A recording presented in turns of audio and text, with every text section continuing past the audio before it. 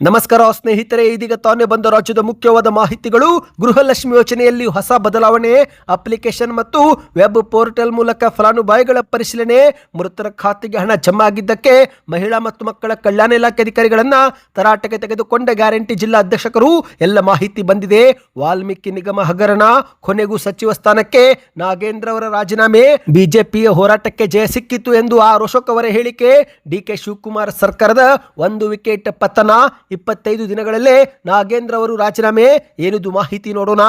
ಇನ್ನು ವಾಲ್ಮೀಕಿ ನಿಗಮ ಹಗರಣ ಸಂಬಂಧಿಸಿದಂತೆ ಸಿಟಿ ರವಿಯವರ ಸ್ಫೋಟಕ ಹೇಳಿಕೆ, ಕಟ್ಟಿಕೊಂಡವರ ಖಾತೆಗೂ ಹೋಗಿದೆ, ಇಟ್ಟುಕೊಂಡವರ ಖಾತೆಗೂ ಹೋಗಿದೆ ಎಂದಿದ್ದಾರೆ. ಏನಿದು ನೋಡೋಣ ಸ್ನೇಹಿತರೆ. ಮತ್ತೊಂದೆಡೆಯಲ್ಲಿ ಮುಂದಿನ ಪ್ರಧಾನಿ ಯಾರಾಗಬಹುದು ಎನ್ನುವ ಸಮೀಕ್ಷೆಯಿಂದ ಒಂದು ಅಚ್ಚರಿ ಮಾಹಿತಿ ಹೊರಬಿದ್ದಿದೆ. ನರೇಂದ್ರ ಮೋದಿ ಅವರು ಮೊದಲನೇ ಸ್ಥಾನದಲ್ಲಿದ್ದರೆ 2 ಮತ್ತು 3ನೇ ಸ್ಥಾನ ಯಾರಿಗೆ ಹೋಗಿದೆ ಎನ್ನುವ ಒಂದು ಆಶ್ಚರ್ಯಕರ ಮಾಹಿತಿ ಬಂದಿದೆ. ಅದು ಕೂಡ ನೋಡೋಣ.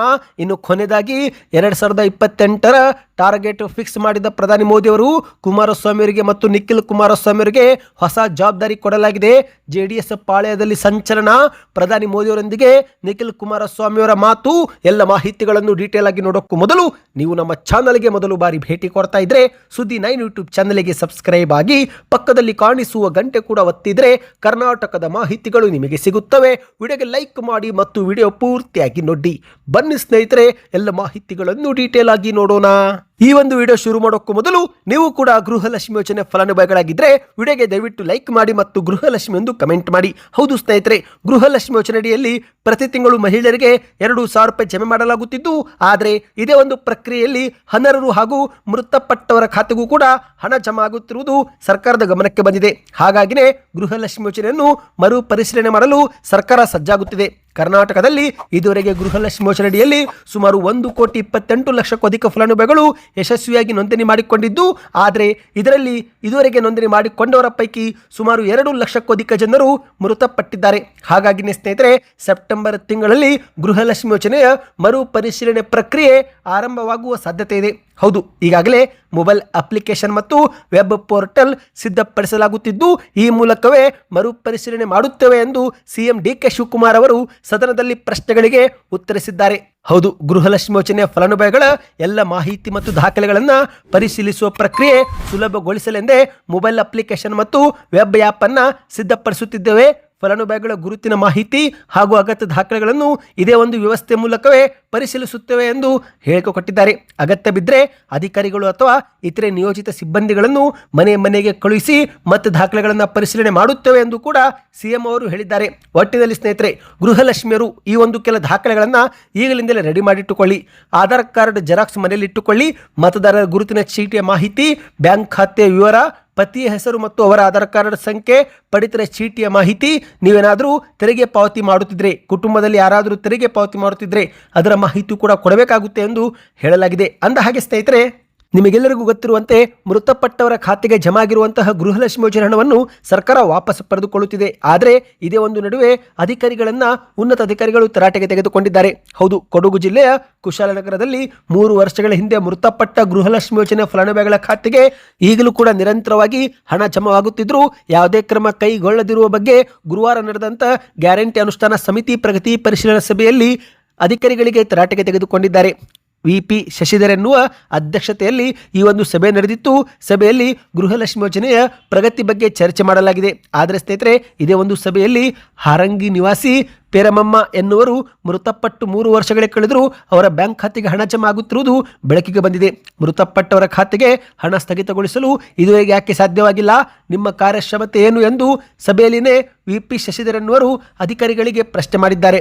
ಕಂದಾಯ ಇಲಾಖೆಯ ವೃದ್ಧಾಪ್ಯ ವೇತನ ಸ್ಥಗಿತಗೊಂಡಿದೆ, ಆದರೂ ಕೂಡ ಅವರಿಗೆ ಗೃಹಲಕ್ಷ್ಮಿ ಯೋಜನೆ ಹಣ ನಿರಂತರವಾಗಿ ಜಮಾ ಆಗ್ತಿದೆ. ಇದು ನಿಮ್ಮ ನಿರ್ಲಕ್ಷ್ಯ ಎಂದು ಸಭೆಯಲ್ಲಿನೇ ಆಕ್ರೋಶ ವ್ಯಕ್ತಪಡಿಸಿದ್ದಾರೆ. ಒಟ್ಟಿನಲ್ಲಿ ಸ್ನೇಹಿತರೆ, ಇದು ಒಂದು ಜಿಲ್ಲೆಗೆ ಮಾತ್ರವಲ್ಲ, ಎಲ್ಲಾ ಜಿಲ್ಲೆಗೂ ಕೂಡ ಅನ್ವಯವಾಗ್ತಾ ಇದೆ. ಮೃತಪಟ್ಟ ಫಲಾನುಭವಿಗಳಿಗೆ ಹಣ ಜಮಾ ಆಗಿದ್ರೆ ಸರ್ಕಾರ ಮುಂದಿನ ದಿನಗಳಲ್ಲಿ ಆ ಒಂದು ಹಣವನ್ನು ವಾಪಸ್ ಪಡೆದುಕೊಳ್ಳಲಿದೆ. ಬನ್ನಿ ಸ್ನೇಹಿತರೆ, ರಾಜ್ಯದ ಮತ್ತಷ್ಟು ಮಾಹಿತಿಗಳನ್ನು ನೋಡೋಣ. ಕರ್ನಾಟಕ ಮಹರ್ಷಿ ವಾಲ್ಮೀಕಿ ಪರಿಶಿಷ್ಟ ಪಂಗಡಗಳ ಅಭಿವೃದ್ಧಿ ನಿಗಮದಲ್ಲಿ ಅಕ್ರಮವಾಗಿ ಬಹುಕೋಟಿ ರೂಪಾಯಿ ಹಣ ವರ್ಗಾವಣೆ ಮಾಡಲಾಗಿದೆ ಎನ್ನುವ ಪ್ರಕರಣಕ್ಕೆ ಸಂಬಂಧಿಸಿದಂತೆ ತೀವ್ರ ರಾಜಕೀಯ ಒತ್ತಡ ಮತ್ತು ವಿಪಕ್ಷಗಳ ಹೋರಾಟದ ಹಿನ್ನೆಲೆಯಲ್ಲಿ ಕೊನೆಗೂ ಸಚಿವ ಸ್ಥಾನಕ್ಕೆ ನಾಗೇಂದ್ರ ಅವರು ಇವತ್ತು ಅಧಿಕೃತವಾಗಿ ರಾಜೀನಾಮೆ ಸಲ್ಲಿಕೆ ಮಾಡಿದ್ದಾರೆ. ಹೌದು ಸ್ನೇಹಿತರೆ, ವಾಲ್ಮೀಕಿ ನಿಗಮದ ಲೆಕ್ಕಾಧೀಕ್ಷಕರಾಗಿದ್ದಂಥ ಚಂದ್ರಶೇಖರನ್ ಎನ್ನುವರು ಈ ಒಂದು ಹಿಂದೆ ಆತ್ಮಹತ್ಯೆ ಮಾಡಿಕೊಂಡು ಈ ಒಂದು ಬೃಹತ್ ಹಗರಣ ಬೆಳಕಿಗೆ ಬರುವಂತೆ ಡೆತ್ ನೋಟ್ ಅನ್ನ ಬರೆದಿದ್ರು. ಅವರು ಬರೆದಿದ್ದಂಥ ಡೆತ್ ನೋಟ್ ನಲ್ಲಿ ಅಧಿಕೃತವಾಗಿ 80 ಕೋಟಿಗೂ ಅಧಿಕ ಹಣ ನಕಲಿ ಖಾತೆಗೆ ವರ್ಗಾಯಿಸಲಾಗಿದೆ ಎಂದು ಕೂಡ ಅವರು ಈ ಒಂದು ಡೆತ್ ನೋಟ್ ಅಲ್ಲಿ ಬರೆದಿದ್ರು. ಇದನ್ನೇ ವಿಪಕ್ಷಗಳು ಅಸ್ತ್ರವಾಗಿಟ್ಟುಕೊಂಡು ಬಿಜೆಪಿ ಹಾಗೂ ಜೆಡಿಎಸ್ ಮೈತ್ರಿಕೂಟವು ತಕ್ಷಣವೇ ನಾಗೇಂದ್ರ ಅವರು ರಾಜೀನಾಮೆ ಕೊಡಬೇಕು ಎಂದು ಆಗ್ರಹಿಸಿ ಇತ್ತೀಚೆಗೆ ರಾಜ್ಯಾದ್ಯಂತ ಪ್ರತಿಭಟನೆ ಮಾಡಿದ್ದಲ್ಲದೆ ಸದನದಲ್ಲೂ ಕೂಡ ದೊಡ್ಡ ಮಟ್ಟದಲ್ಲಿ ಹೋರಾಟ ಮಾಡಿದ್ದು ಕೊನೆಗೂ ಈಗ ನಾಗೇಂದ್ರ ಅವರು ರಾಜೀನಾಮೆ ಸಲ್ಲಿಕೆ ಮಾಡಿದ್ದಾರೆ. ಹೌದು ಗೆಳೆಯರೆ, ಈಗಾಗಲೇ ಈ ಒಂದು ಪ್ರಕರಣದ ತನಿಖೆಗಾಗಿ ಸರ್ಕಾರ SIT ರಚಿಸಿದ್ರೆ ಅತ್ತ ಮತ್ತೊಂದಡಿಯಲ್ಲಿ ಯೂನಿಯನ್ ಬ್ಯಾಂಕ್ ಆಫ್ ಇಂಡಿಯಾ ನೀಡಿದ ದೂರಿನನ್ವಯ CBI ಹಾಗೂ ED ಸಂಸ್ಥೆಗಳು ಕೂಡ ತನಿಖೆ ಕೈಗೆತ್ತಿಕೊಂಡಿವೆ. ಹಾಗಾಗಿನೇ ಸ್ವಯಂ ಪ್ರೇರಿತವಾಗಿ ರಾಜೀನಾಮೆಯನ್ನು ನಾಗೇಂದ್ರ ಅವರು ಸಲ್ಲಿಕೆ ಮಾಡಿದ್ದು ಮಾಧ್ಯಮಗಳ ಮುಂದೆ ಅಧಿಕೃತವಾಗಿ ರಾಜೀನಾಮೆ ಪತ್ರ ಸಲ್ಲಿಕೆ ಮಾಡಿದ ಬಳಿಕ ನಾಗೇಂದ್ರ ಅವರು ಕೂಡ ಮಾತನಾಡಿದ್ದಾರೆ. ಸರ್ಕಾರಕ್ಕೆ ಹಾಗೂ ಪಕ್ಷಕ್ಕೆ ಮುಜುಗರವಾಗಬಾರದು ಎಂಬ ಉದ್ದೇಶದಿಂದ ನೈತಿಕ ಹೊಣೆ ಹೊತ್ತು ಮತ್ತು ಸ್ವಯಂ ಪ್ರೇರಿತವಾಗಿ ರಾಜೀನಾಮೆ ಕೊಟ್ಟಿದ್ದೇನೆ. ನನ್ನ ಮೇಲಿನ ಯಾವುದೇ ಆರೋಪಗಳು ಸಾಬೀತಾಗಿಲ್ಲ. ತನಿಖೆಯಿಂದ ಸತ್ಯ ಹೊರಬರಲಿದ್ದು ನಾನು ನಿರಪರಾಧಿಯಾಗಿನೇ ಹೊರಬರುತ್ತೇನೆ ಎನ್ನುವ ವಿಶ್ವಾಸವಿದೆ ಎಂದು ಮಾಧ್ಯಮಗಳ ಮುಂದೆ ಮಾತನಾಡಿದ್ದಾರೆ. ಇನ್ನು ಇದೊಂದು ಕಡೆ ಆದರೆ ಮತ್ತೊಂದೆಡೆಯಲ್ಲಿ ಆರೋಶಕ್ ಅವರು ಕೂಡ ಒಂದು ಶಾಕಿಂಗ್ ಹೇಳಿಕೆ ಕೊಟ್ಟಿದ್ದಾರೆ. ಹೌದು, DK ಶಿವಕುಮಾರ್ ಅವರ ಸರ್ಕಾರಕ್ಕೆ 3 ತಿಂಗಳು ಕಳೆದಿದ್ದು ಈಗಲೇ 1 ವಿಕೆಟ್ ಪತನವಾಗಿದೆ. ಇನ್ನು ಮುಂದೆ ಇಡೀ ಸರ್ಕಾರವೇ ಪತನವಾಗುತ್ತೆ ಎಂದು ವಿಪಕ್ಷ ನಾಯಕರಾಗಿರುವ ಆರೋಶಕ್ ಅವರು ನವದೆಹಲಿಯಲ್ಲಿ ಸುದ್ದಿಗಾರರ ಮುಂದೆ ಮಾತನಾಡಿದ್ದಾರೆ. ಮಂತ್ರಿಯಾದ ಕೇವಲ 25 ದಿನಗಳಲ್ಲೇ ಸಚಿವ ನಾಗೇಂದ್ರ ಅವರು ರಾಜೀನಾಮೆ ನೀಡಿದ್ದಾರೆ. ಈಗಾಗಲೇ ರಾಜೀನಾಮೆ ಪತ್ರವನ್ನು ಅವರು ರವಾನಿಸಿದ್ದು ಎಲ್ಲಾ ಪ್ರಕ್ರಿಯೆಗಳು ಮುಗಿದಿವೆ. ಅಧಿಕೃತವಾಗಿ ಘೋಷಣೆ ಆಗುವುದು ಮಾತ್ರ ಬಾಕಿ ಇದೆ. ಅದು ಕೂಡ ಶೀಘ್ರವೇ ಆಗುತ್ತೆ ಎಂದು ಆರೋಶಕ್ ಅವರು ಹೇಳಿದ್ದಾರೆ. ಸದನದ ಒಳಗಿನ ನಮ್ಮ ಹೋರಾಟಕ್ಕೆ ಜಯ ಸಿಕ್ಕಿದೆ. ಕಾಂಗ್ರೆಸ್ ಸರ್ಕಾರದ ಈ ಒಂದು ವಿಕೆಟ್ ಪತನ ಬಿಜೆಪಿಗೆ ದೊಡ್ಡ ಜಯವಾಗಿದ್ದು ನಮ್ಮ ಬೇಡಿಕೆ ಈಡೇರಿದೆ. ನಾಗೇಂದ್ರ ಅವರ ರಾಜೀನಾಮೆ ಶತಸಿದ್ಧ. ಇದು ಬಿಜೆಪಿಯ ಗೆಲುವು, ನಮ್ಮ ಕಾರ್ಯಕರ್ತರ ಗೆಲುವು. ಹಾಗಾಗಿ ನಮಗೆ ಮತ್ತಷ್ಟು ಬಲ ಬಂದಂತಾಗಿದೆ. ಇದನ್ನು ನೋಡಿದ್ರೆ ಮುಂದಿನ ಬಾರಿ ಕರ್ನಾಟಕದಲ್ಲಿ NDA ಸರ್ಕಾರ ಬರಲಿದೆ ಎಂಬುದು ನಮಗೆ ತೋರುತ್ತೆ ಎಂದು ಆರೋಶಕ್ ಅವರು ಹೇಳಿಕೆ ಕೊಟ್ಟಿದ್ದಾರೆ. ಇನ್ನು ಇದೊಂದು ಕಡೆ ಆದರೆ ಮತ್ತೊಂದೆಡೆಯಲ್ಲಿ ವಿಧಾನ ಪರಿಷತ್ ಸದಸ್ಯರಾಗಿರುವ CT ರವಿಯವರು ಕೂಡ ಈ ಬಗ್ಗೆ ಪ್ರತಿಕ್ರಿಯೆ ಕೊಟ್ಟಿದ್ದಾರೆ. ವಾಲ್ಮೀಕಿ ನಿಗಮ ಹಗರಣ ಪ್ರಕರಣದಲ್ಲಿ ಕೊನೆಗೂ ನಾಗೇಂದ್ರ ಅವರು ರಾಜೀನಾಮೆ ಕೊಟ್ಟಿದ್ದಕ್ಕೆ CT ರವಿಯವರು ಪ್ರತಿಕ್ರಿಯಿಸಿದ್ದು ಕಟ್ಟಿಕೊಂಡವರ ಖಾತೆಗೂ ಹೋಗಿದೆ, ಇಟ್ಟುಕೊಂಡವರ ಖಾತೆಗೂ ಕೂಡ ಹಣ ಹೋಗಿದೆ ಎಂದು ಸ್ಫೋಟಕ ಹೇಳಿಕೆಯನ್ನು ಕೊಟ್ಟಿದ್ದಾರೆ. ವಾಲ್ಮೀಕಿ ನಿಗಮದ ಕೋಟಿ ಹಣ ಕಟ್ಟಿಕೊಂಡವರ ಖಾತೆಗೂ ಹೋಗಿದೆ ಮತ್ತು ಇಟ್ಟುಕೊಂಡವರ ಖಾತೆಗೆ ಹೋಗಿದೆ. ಆದರೆ ಯಾರು ಯಾರನ್ನ ಇಟ್ಟುಕೊಂಡಿದ್ದಾರೆ ಎಂದು ನನ್ನ ಬಳಿ ಮಾತ್ರ ಕೇಳಬೇಡಿ ಎಂದು CT ರವಿಯವರು ಮಾಧ್ಯಮಗಳ ಮುಂದೆ ಹೇಳಿದ್ದಾರೆ. ಚಿಕ್ಕಮಗಳೂರಿನಲ್ಲಿ ಮಾತನಾಡಿದ ಇವರು ವಾಲ್ಮೀಕಿ ಹಗರಣದಲ್ಲಿ 187 ಕೋಟಿ ಹಣ ಕಟ್ಟಿಕೊಂಡವರು ಇಟ್ಕೊಂಡವರು ಇಬ್ಬರ ಖಾತೆಗೂ ಹೋಗಿದೆ. ಭ್ರಷ್ಟಾಚಾರ ಅಂತೂ ನಡೆದಿದೆ. ಇದೀಗ CBI ಮತ್ತು ED ಇಲಾಖೆಗಳು ಈ ಒಂದು ತನಿಖೆ ಕೊನೆಯವರೆಗೂ ನಡೆಸುತ್ತಾರೆ. ಇಲ್ಲವಾದರೆ ಈ ರೀತಿ ಲೂಟಿ ಹೊಡೆಯುವವರಿಗೆ ಲೈಸೆನ್ಸ್ ನಾವೇ ಕೊಟ್ಟಂತಾಗುತ್ತೆ ಎಂದು CT ರವಿಯವರು ಹೇಳಿಕೆ ಕೊಟ್ಟಿದ್ದಾರೆ. ವಾಲ್ಮೀಕಿ ನಿಗಮದಲ್ಲಿ ಭ್ರಷ್ಟಾಚಾರ ನಡೆದಿರುವುದು, ಡೆತ್ ನೋಟ್ ಸೇರಿ ಹಲವು ಖಾತೆಗಳಿಗೆ ಹಣ ಹೋಗಿರುವುದು ಎಲ್ಲವೂ ಕೂಡ ನಮ್ಮ ಕಣ್ಣಿಗೆ ಕಾಣುವಂತೆ ಇದ್ರೂ ಕಾಂಗ್ರೆಸ್ ಸರ್ಕಾರ ಮಾತ್ರ ಭ್ರಷ್ಟರನ್ನೇ ಮಂತ್ರಿ ಮಾಡಿ ಅಪರಾಧ ಇನ್ನೂ ಪ್ರೂವ್ ಆಗಿಲ್ಲ, ಆರೋಪಿ ಅಷ್ಟೇ ಅಪರಾಧಿ ಅಲ್ಲ ಅಂತ ಸಮರ್ಥನೆ ಮಾಡಿಕೊಳ್ಳುತ್ತಿದ್ದಾರೆ. ಅಂದರೆ ಇದು ಸರ್ಕಾರದ ಭ್ರಷ್ಟಾಚಾರದ ಪರ ನಿಲುವು ತೋರಿಸುತ್ತೆ ಎಂದು CT ರವಿಯವರು ಕಿಡಿಕಾರಿದ್ದಾರೆ. ಅಧಿಕಾರಿಯೊಬ್ಬರು ಸಾಯುವ ಮುನ್ನ ಡೆತ್ ನೋಟ್ ಬರೆದಿರುವುದೇ ನಿಗಮದಲ್ಲಿ ಭ್ರಷ್ಟಾಚಾರ ನಡೆದಿದೆ ಎನ್ನಲು ಒಂದು ಪ್ರಮುಖ ದಾಖಲೆಯಾಗಿದೆ. ಬಿ ನಾಗೇಂದ್ರ ಅವರು ಈ ಒಂದು ರಾಜೀನಾಮೆ ಕೊಡುವುದರಲ್ಲಿ ಯಾವುದೇ ತ್ಯಾಗ ಇಲ್ಲ. ಭ್ರಷ್ಟಾಚಾರ ಮಾಡಿದವರು ರಾಜೀನಾಮೆ ಕೊಡಲೇಬೇಕು, ಶಿಕ್ಷೆಯೂ ಕೂಡ ಆಗಬೇಕು. ಉಪ್ಪು ತಿಂದವರು ನೀರು ಕುಡಲೇಬೇಕು, ಅದೇ ಪ್ರಕೃತಿ ನಿಯಮ ಎಂದು CT ರವಿಯವರು ಹೇಳಿದ್ದಾರೆ. ಬನ್ನಿ ಗೆಳೆಯರೆ, ಮತ್ತೊಂದು ಮಾಹಿತಿಗೆ ಹೋಗೋಣ. ದೇಶದ ಮುಂದಿನ ಪ್ರಧಾನಿ ಯಾರಾದರೂ ಆದರೆ ಯಾರು ಆಗಬಹುದು ಎನ್ನುವ ಒಂದು ಸಮೀಕ್ಷೆ ನಡೆದಿದ್ದು ಸಮೀಕ್ಷೆಯ ವರದಿಗ ಹೊರಬಿದ್ದಿದೆ. ನರೇಂದ್ರ ಮೋದಿ ಅವರು ಈಗಲೂ ಕೂಡ ಮೊದಲನೇ ಸ್ಥಾನ ಕಾಯ್ದುಕೊಂಡ್ರೆ 2ನೇ ಸ್ಥಾನ ಮತ್ತು 3ನೇ ಸ್ಥಾನ ಅಚ್ಚರಿ ಮಾಡುವಂತೆ ಆಗಿದೆ. ಹೌದು ಗೆಳೆಯರೆ, ಅನೇಕ ವರ್ಷಗಳಿಂದ ತಮಿಳುನಾಡಿನವರೊಬ್ಬರು ಪ್ರಧಾನಮಂತ್ರಿ ಆಗಬಹುದು ಎನ್ನುವ ಕಲ್ಪನೆಯು ಚುನಾವಣಾ ಚರ್ಚೆಗಿಂತ ಹೆಚ್ಚಾಗಿ ರಾಜಕೀಯ ಚರ್ಚೆಯಾಗಿಯೇ ಉಳಿದಿತ್ತು. ಇದೀಗ ತಮಿಳುನಾಡಿನ ಮುಖ್ಯಮಂತ್ರಿಯಾಗಿ ತಮ್ಮ ಅಧಿಕಾರದ ಕೇವಲ 3 ತಿಂಗಳ ಪೂರೈಸಿರುವ ಜೋಸೆಫ್ ವಿಜಯ್ ಅವರು ತಮಿಳುನಾಡು ಮಾತ್ರವಲ್ಲದೆ ಇಡೀ ದೇಶದ ರಾಜಕೀಯದಲ್ಲೇ ದೊಡ್ಡ ಮಟ್ಟದಲ್ಲೇ ಒಂದು ಸದ್ದು ಮಾಡಿದ್ದಾರೆ. ದಶಕಗಳ ಕಾಲ ತೊಡಗಿಸಿಕೊಂಡಿರುವ ನಾಯಕರ ನಡುವೆ ತಮ್ಮದೇ ಆದ ಸ್ಥಾನವನ್ನು ಕಂಡುಕೊಂಡಿದ್ದಾರೆ.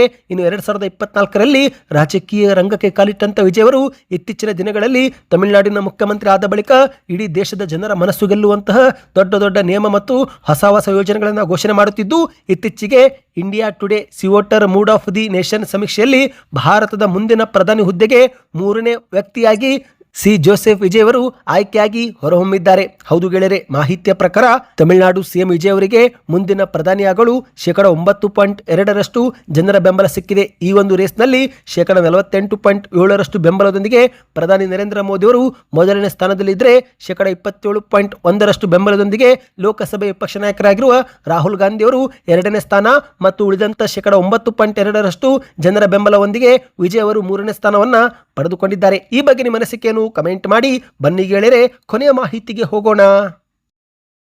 ದೇಶದ ಪ್ರಧಾನಿ ನರೇಂದ್ರ ಮೋದಿ ಅವರನ್ನು ಭೇಟಿಯಾಗಿರುವ ಕೇಂದ್ರದ ಸಚಿವ ಎಚ್ ಡಿ ಕುಮಾರಸ್ವಾಮಿ ಮತ್ತು ನಿಖಿಲ್ ಕುಮಾರಸ್ವಾಮಿ ಅವರಿಗೆ 2028ರ ಚುನಾವಣೆಯನ್ನು ಗುರಿಯಾಗಿಸಿಕೊಂಡು ಹೊಸ ಟಾಸ್ಕ್ ನೀಡಲಾಗಿದೆ. ಹೌದು ಗೆಳೆಯರೆ, ಪ್ರಧಾನಿ ನರೇಂದ್ರ ಮೋದಿ ಅವರು ಕುಮಾರಸ್ವಾಮಿ ಅವರಿಗೆ ಹೊಸ ಟಾಸ್ಕ್ ಕೊಟ್ಟಿದ್ದಾರೆ ಎನ್ನುವ ಸುದ್ದಿ ಈಗ ಮುನ್ನೆಲೆಗೆ ಬಂದಿದೆ. 2028ರ ಚುನಾವಣೆಯನ್ನು ಗುರಿಯಾಗಿಸಿಕೊಂಡು ಈ ಒಂದು ಹೊಸ ಟಾಸ್ಕ್ ಕೊಟ್ಟಿದ್ದಾರೆ ಎನ್ನುವ ಮಾಹಿತಿ ಲಭ್ಯವಾಗಿದೆ. ದೆಹಲಿಯ ಭೇಟಿಯ ಸಮಯದಲ್ಲಿ ಕುಮಾರಸ್ವಾಮಿ ಮತ್ತು ನಿಖಿಲ್ ಕುಮಾರಸ್ವಾಮಿ ಅವರು ಮೋದಿಯವರೊಂದಿಗೆ ಮಾತುಕತೆ ನಡೆಸಿದ್ದು, ಇದೇ ವೇಳೆ ನಿಖಿಲ್ ಕುಮಾರಸ್ವಾಮಿ ಅವರನ್ನು ಗುರಿಯಾಗಿಸಿ ಪ್ರಧಾನಿ ಮೋದಿಗಳು ಒಂದು ಹೊಸ ಕೆಲಸ ಕೊಟ್ಟಿದ್ದಾರಂತೆ. ಹೌದು, ಅದೇನೆಂದರೆ ಸ್ನೇಹಿತರೆ, 2028ರ ಚುನಾವಣೆ ಗೆದ್ದು ಮತ್ತೊಮ್ಮೆ ಕರ್ನಾಟಕದಲ್ಲಿ ಅಧಿಕಾರಕ್ಕೆ ನಾವು ಬರಬೇಕು, ಅದರಲ್ಲೂ ಬಿಜೆಪಿ ಜೆಡಿಎಸ್ ಮಿತ್ರ ಪಕ್ಷವಾಗಿ ಮತ್ತು ಅದರ ಪಾತ್ರ ಹಾಗೂ ಟಾರ್ಗೆಟ್ ರೀಚ್ ಆಗಲು ಯಾವ ರೀತಿ ಪಾತ್ರ ವಹಿಸಬೇಕು ಎಂಬ ಕುರಿತಂತೆ ಜೆಡಿಎಸ್ಗೆನೆ ಪ್ರಧಾನಿ ಮೋದಿಯವರು ಜವಾಬ್ದಾರಿ ಕೊಟ್ಟಿದ್ದಾರಂತೆ. ಹೌದು, ಮುಖ್ಯವಾಗಿ ಸ್ನೇಹಿತರೆ, ಕರ್ನಾಟಕದಲ್ಲಿ ಜನ್ಜಿಗಳನ್ನು ಗುರಿಯಾಗಿಸಿಕೊಂಡು ಮೋದಿಯವರು ಕೆಲವು ಸಲಹೆ ಕೊಟ್ಟಿದ್ದಾರೆ ಎಂದು ಹೇಳಲಾಗ್ತಾ ಇದೆ. ಬಿಜೆಪಿಯ ಹಿರಿಯ ನಾಯಕರಿಗೆ ಈ ಒಂದು ಟಾಸ್ಕ್ ಕೊಟ್ಟಿದ್ದೇವೆ, ಆದರೆ ಈಗ ನಿಖಿಲ್ ಕುಮಾರಸ್ವಾಮಿ ಅವರು ಜಂಜಿಗಳ ನಡುವೆ 1000 ಸಭೆ ಮಾಡಿ ಅವರೊಂದಿಗೆ ಇನ್ನಷ್ಟು ಸುದೀರ್ಘವಾದ ಒಂದು ಸಭೆ ಮಾಡಬೇಕು. ಇದೇ ಒಂದು ಟಾಸ್ಕ್ ಅನ್ನು ಜೆಡಿಎಸ್ನ ಯುವ ನಾಯಕ ನಿಖಿಲ್ ಅವರಿಗೆ ಕೊಟ್ಟಿದ್ದಾರೆ ಎಂದು ಹೇಳಲಾಗ್ತಾ ಇದೆ. ಹೌದು, 1997ರ ನಂತರ ಹುಟ್ಟಿರುವ ಹಾಗೂ ಹೊಸ ಮತದಾರರನ್ನ ಟಾರ್ಗೆಟ್ ಮಾಡಿ ನಮ್ಮ ಕಡೆಗೆ ಸೆಳೆಯುವ ಕಾರ್ಯಕ್ರಮ ರೂಪಿಸಿ ಎಂದು ಪ್ರಧಾನಿ ಮೋದಿ ಅವರು ಸಮಸ್ಯೆಗಳನ್ನು ಎಲ್ಲವನ್ನು ಕೂಡ ತಿಳಿದುಕೊಳ್ಳಿ ಎಂದು ಸೂಚನೆ ಕೊಟ್ಟಿದ್ದಾರೆ. ಜೆನ್ಜಿ ಅಂದ್ರೆ ಯುವ ಪೀಳಿಗೆ ಸ್ನೇಹಿತರೆ. ಹೌದು, ಯುವ ಪೀಳಿಗೆಗಳ ಬೇಡಿಕೆ ಮತ್ತು ಅವುಗಳಿಗೆ ತಕ್ಷಣದ ಪರಿಹಾರ ಏನು ಎನ್ನುವ ದೃಷ್ಟಿಯಿಂದ ಏನೆಲ್ಲ ಮಾಡಬೇಕೆನ್ನುವ ಬಗ್ಗೆ ನೀವು ನಿರ್ಧಾರ ಮಾಡಿ ಇದಕ್ಕೆ ಸಂಬಂಧಿಸಿದಂತೆ ಕಾರ್ಯಕ್ರಮವನ್ನು ರೂಪಿಸಿ ಎಂದು ಮೋದಿ ಅವರು ನಿಖಿಲ್ ಕುಮಾರಸ್ವಾಮಿ ಅವರಿಗೆ ಸಲಹೆ ಕೊಟ್ಟಿದ್ದಾರಂತೆ. ಸದ್ಯಕ್ಕೆ ಇಷ್ಟ ಇತ್ತು. ಈ ಎಲ್ಲ ಮಾಹಿತಿಗಳು ಇಷ್ಟವಾಯ್ತಾ? ವಿಡಿಯೋ ನೀವೇನಾದರೂ ಕೊನೆವರೆಗೆ ನೋಡಿದ್ರೆ, ಇದುವರೆಗೆ ನೋಡ್ತಾ ಇದ್ರೆ ಕಮೆಂಟ್ ಅಲ್ಲಿ ಕಂಪ್ಲೀಟ್ ವಿಡಿಯೋ ಎಂದು ಕಮೆಂಟ್ ಮಾಡಿ. ನಮಗೂ ಕೂಡ ವಿಡಿಯೋ ಎಷ್ಟು ಜನರು ಕಂಪ್ಲೀಟ್ ಆಗಿ ನೋಡ್ತಾರೆ ಅನ್ನುವ ಮಾಹಿತಿ ಸಿಗುತ್ತೆ ಸ್ನೇಹಿತರೆ. ಆದಷ್ಟು ವಿಡಿಯೋನ ಲೈಕ್ ಮಾಡ್ತಾ ದಯವಿಟ್ಟು ಚಾನಲ್ಗೆ ಸಬ್ಸ್ಕ್ರೈಬ್ ಆಗಿ.